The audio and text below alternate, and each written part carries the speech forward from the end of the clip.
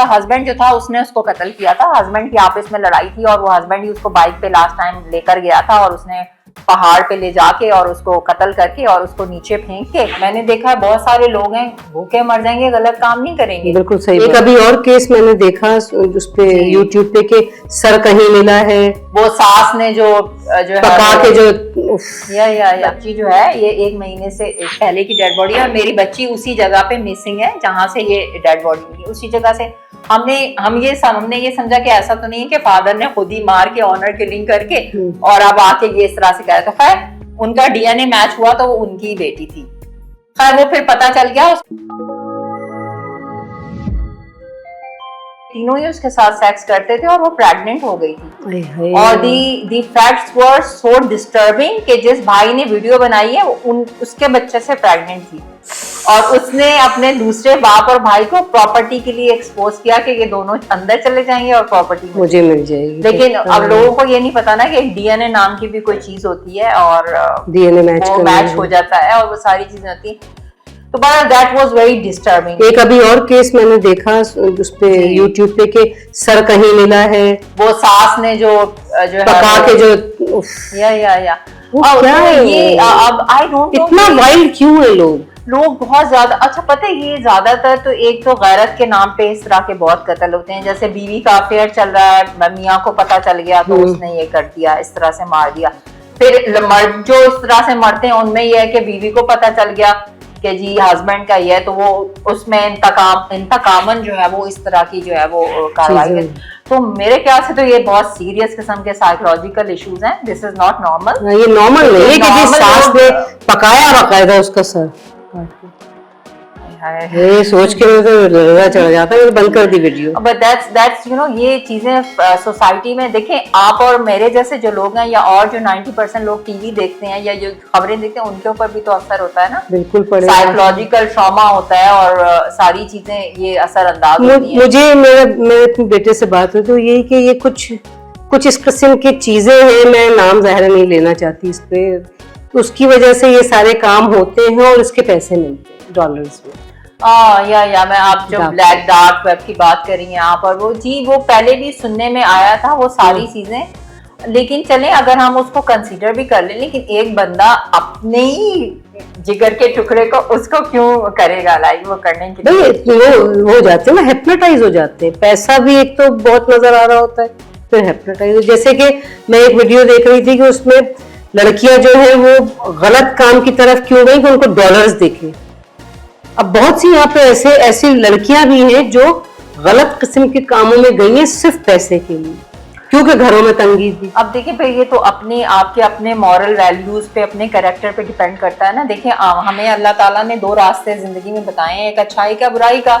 अल्लाह मियाँ ने ये भी कहा है कि अच्छाई का रास्ता बहुत टफ है और उसमें बहुत देर से आपको पेशेंस के बाद मिलेगा, बुराई में आपको फौरन मिलेगा, बुरे काम में तो फौरन ठक्कर। अब ये एक इंसान की अपनी एक सेंस, अपनी सोच, अपनी अपब्रिंगिंग और बहुत सारी चीजें हैं जो वो फैसला करता है कि उसको जिंदगी में क्या करना है। मैंने देखा है बहुत सारे लोग हैं भूखे मर जाएंगे, गलत काम नहीं करेंगे। बिल्कुल सही बात, वो नहीं करेंगे गलत काम कभी भी। और बाकी दी अपोजिट साइड वो एक $10 के लिए जो है वो गलत काम कर लेते हैं। अच्छा तो कोई ऐसा आप मेरे इस प्रोग्राम के हवाले से कोई ऐसा पैगाम देना चाहें हमारे व्यूअर्स को कि जो भी हो, मतलब ज़्यादा सब देखते हैं यूट्यूब तो पूरी दुनिया में देखा जाता है। मैं चाहती हूँ कि या तो आप कोई अपनी ऐसा कोई तजर्बा, आपका कोई ऐसा वाकया जो आपने खुद फेस किया हो, खुद डील किया हो, वो बताएं और हमारे व्यूअर्स को कोई मैसेज दें। जी जरूर। हमने एक अनआइडेंटिफाइड डेड बॉडी का केस सॉल्व किया था, हैदराबाद में वो हुआ था और वो मेरा फर्स्ट एक्सपीरियंस था कि I was involved in investigation. मैं भी नई इन्वेस्टिगेशन लंदन से पढ़ के आई थी तो आई वांटेड कि ये केस किसी तरह से रिजॉल्व हो जाए, बिकॉज मुझे ईदी सेंटर से कॉल आई थी कि ये डेड बॉडी जो है बहुत खराब हो रही है और इस पे इन्वेस्टिगेशन नहीं हो रही। तो खैर वो हमने उसको पिकअप किया और जो भी डेड बॉडी के पास है हमें एक बाटा का जूता मिला था और एक ऑरेंज ट्राउजर मिला था। हमने उसको पब्लिसाइज किया और हमने कहा अगर ये किसी की बच्ची का है या किसी का है तो राब्ता कर लेंगे, ये डेड बॉडी मिली है इस तरह से।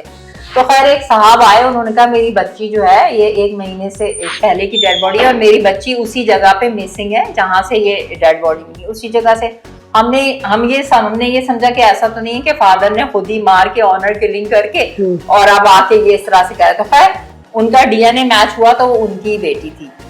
खैर वो फिर पता चल गया उसका हस्बैंड जो था उसने उसको कत्ल किया था। हस्बैंड की आपस में लड़ाई थी और वो हस्बैंड ही उसको बाइक पे लास्ट टाइम लेकर गया था और उसने पहाड़ पे ले जाके और उसको कत्ल करके और उसको नीचे फेंक के और जमीन में, अब आप देखें उन दिनों बारिशें थी हैदराबाद में, तो वो जमीन में अपनी तरफ से तो उसने अपना क्राइम कंप्लीट करा, लेकिन वो डेड बॉडी बारिशों की वजह से निकल के ऊपर आ गई और लोगों को मिली और उन्होंने ईदी को। तो ये बड़ा एक माइंड ब्लोइंग केस था कि एक हफ्ते में जो है वो लड़की भी आइडेंटिफाई हो गई थी और इसमें जो है वो उसका एक्यूज भी पकड़ा गया था।